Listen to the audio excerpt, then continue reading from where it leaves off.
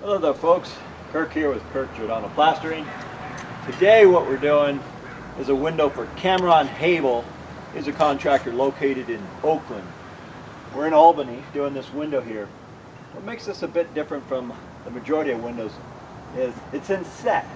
The walls are 2 inches past the frame. Most of the windows we do are set on top of the shear wall and are even with the stucco.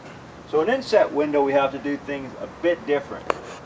One of the things I did is the contractor put flash all around the window. It's a peel and stick. So he stuck it to the frame here. We have a key right here. It's called a stucco key, where stucco goes in it to make sure we don't get a perimeter crack. We took our paper and went in that key along with Cameron's flash. This way we're sure it doesn't leak. Then I took my corner aid and I shoved it into that groove there. And when I'm done, I'm going to caulk this. And I'm using half flange corner aid. It comes in full flange, which is both sides are even, about 2.5 inches. Then it comes half flange.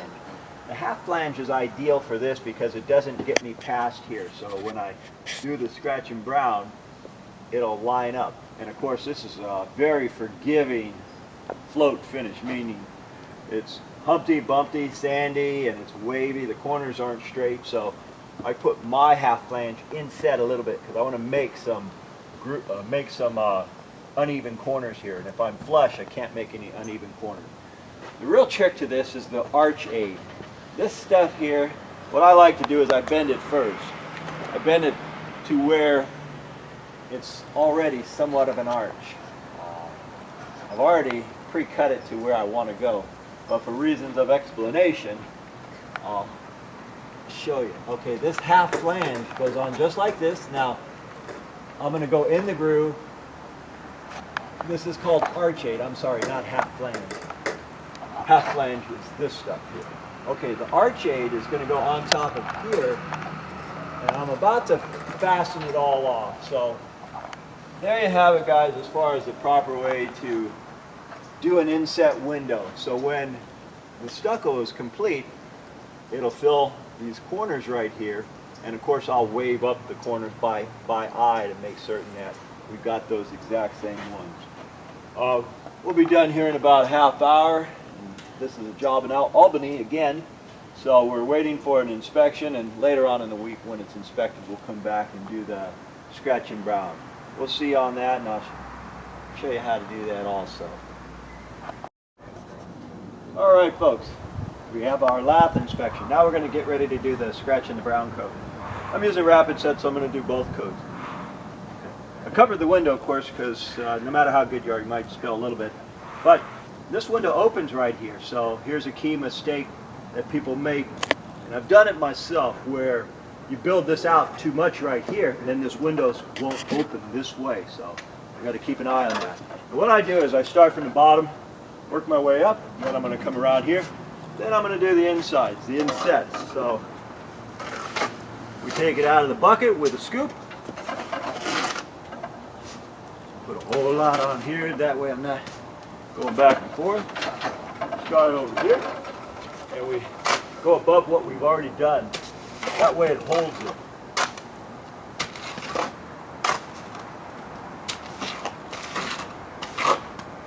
And here, top's a little bit more difficult. Always go once or twice around here to catch the stuff falling off.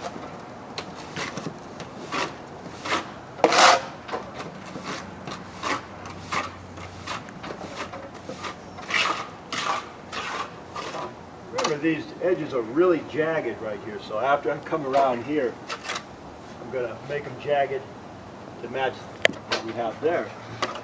I'll show you a little bit more, and then I will mix some more cement and go to the next phase.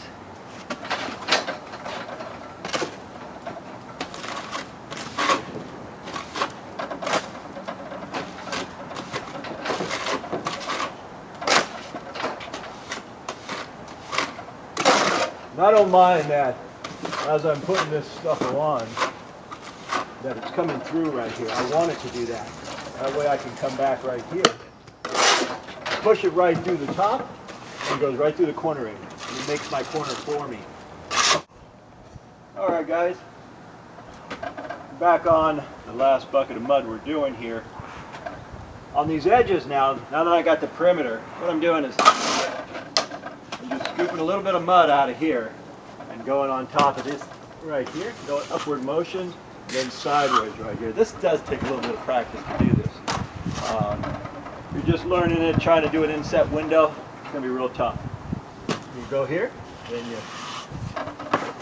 bucket out the way so you can possibly zoom in there, Jay. See that? Okay, go up. The mud has a tendency to fall, gravity. And again, these edges right here, I'm building these edges up about a ½ inch. So we're going upward, upward. And I always, well, most of the time I'll cover a window, especially if it's an inset one here, because no matter how good you are, you're going to get something on here.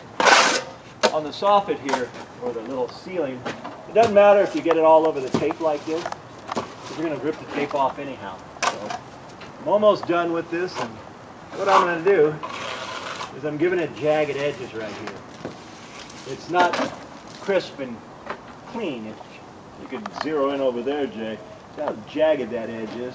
I got to make this jagged also. We're almost ready to start floating. This is a quick set cement called rapid set. It sets fast. It's kind of like an interior fix-all. It does take a bit of practice.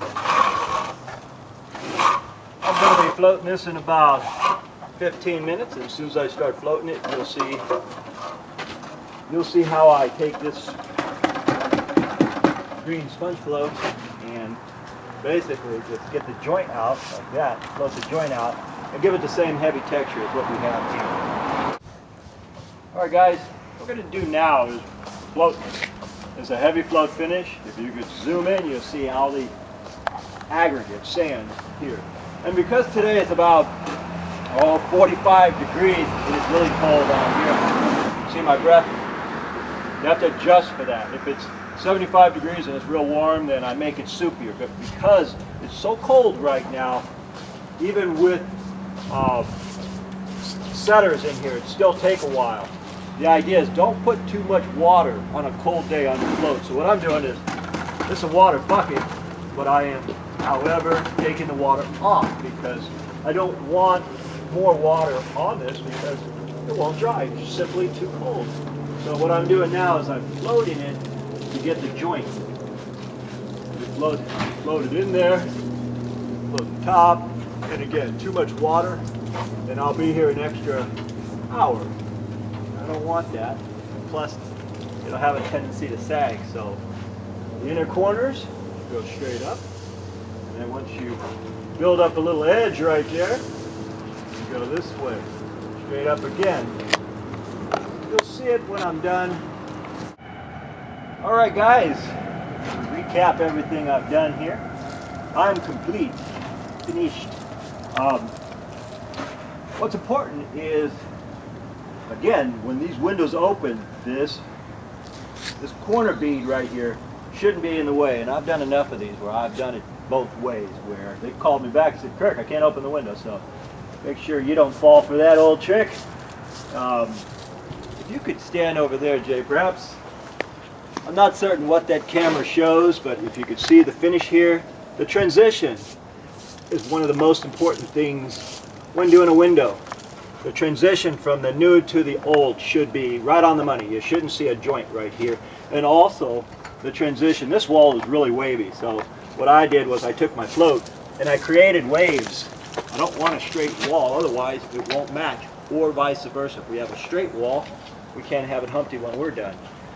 If I go straight up here like this with the float, then I have a straight corner. But if I use my heel or my toe, it's even tough for me to get it straight. But I don't want it straight. I want it to match that. So that's why I'm using the toe of my float. So it'll be a little wavy just to match their wave.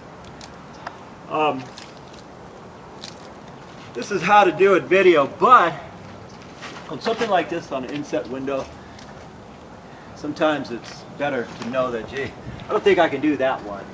I've got a utility truck here with a 9-foot bed full of tools that I've been using for 20 years, so I make it look a little easier than it actually is. So something like this, an inset window, you might be better off calling somebody. But if you want to try it, I hope this explains it a little bit for you. Again, this is Kirk with Kirk Giordano Plastering. For those of you who want to do it but simply don't know how, we'll see you on the next one. Thank you.